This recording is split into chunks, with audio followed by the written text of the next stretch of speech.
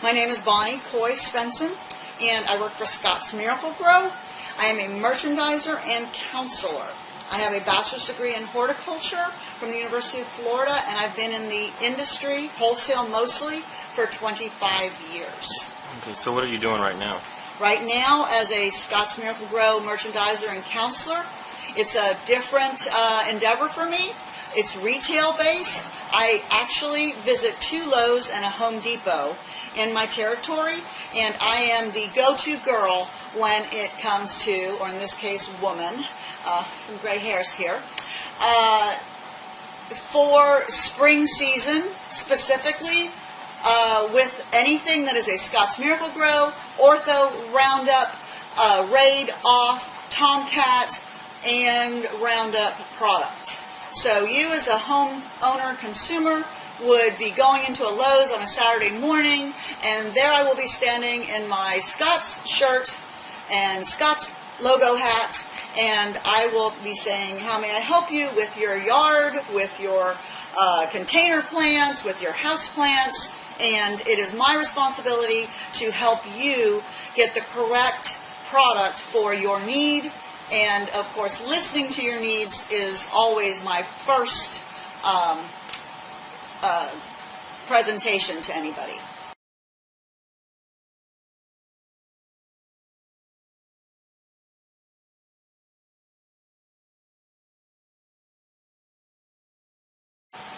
So communication is one of the biggest responsibilities of your job? Absolutely.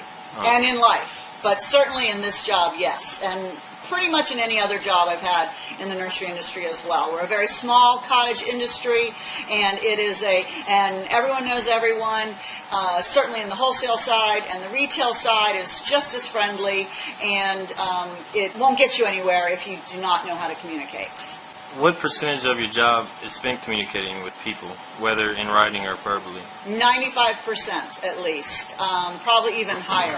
From the minute I step in a Lowe's or a Home Depot, I'm immediately talking with the manager, whether that be the overall store manager, the secondary management, or even just the regular individual that is on the sales floor helping you, that maybe just be paid $8 an hour minimum wage, but unfortunately may not have the skill set to talk to customers or know the product. So it is my role to communicate all of those, to all those individuals, information about all of my products.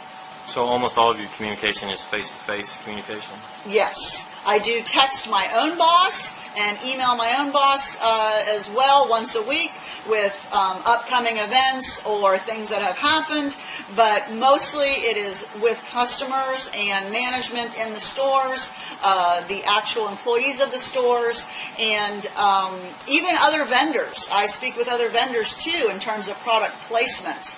And when it comes to my boss, he's 5 hours away, so communication with him is going to be never in person as much as what in terms of the electronic. So it's a very independent position. And so to communicate effectively is the basis of being able to handle this position I have. And most of your responsibilities are explaining to the customer what products are and what they're used for? I wear a lot of hats. I have to communicate to the manager what sales are upcoming. He may or may not agree with where he wants those products placed on the floor, so we have to be able to compromise.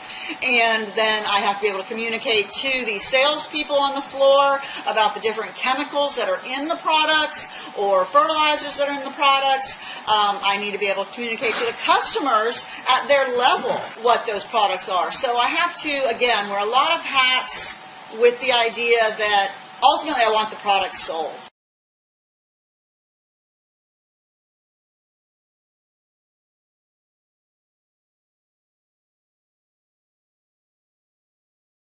What communication challenges do you face in your position the most? I think I'm too eager at times, and I forget that I have to sometimes place myself as a consumer. because I just naturally, having a degree in horticulture and also being a huge gardener, I just automatically see no problem spending money on things that are going to enhance my garden or my yard. And I need to remember that everyone has that same enthusiasm.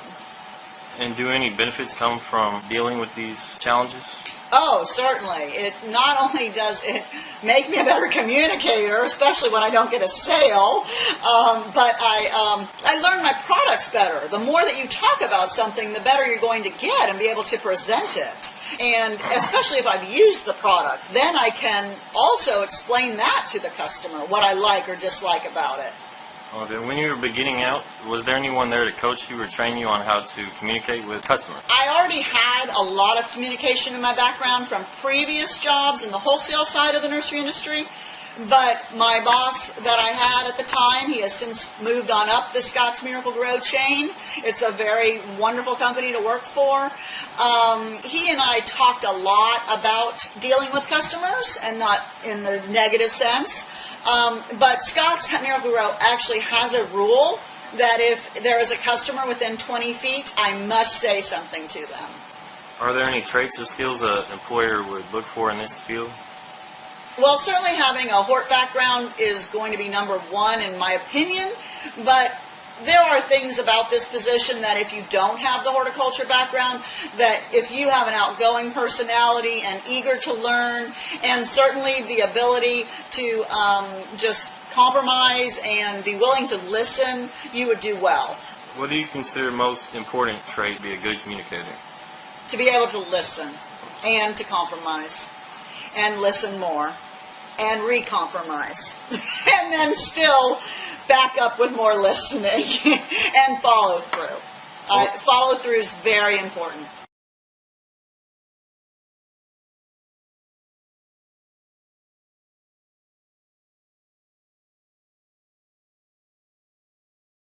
Over the years, is there anyone who's impressed you with their communication in your field? We have a lot of people in our industry that have already found their niches, and they are very good communicating, whether or not that niche is everybody's niche. And so I look to them as leaders in how to become effective myself in communicating. What's your greatest skill and greatest weakness as a communicator?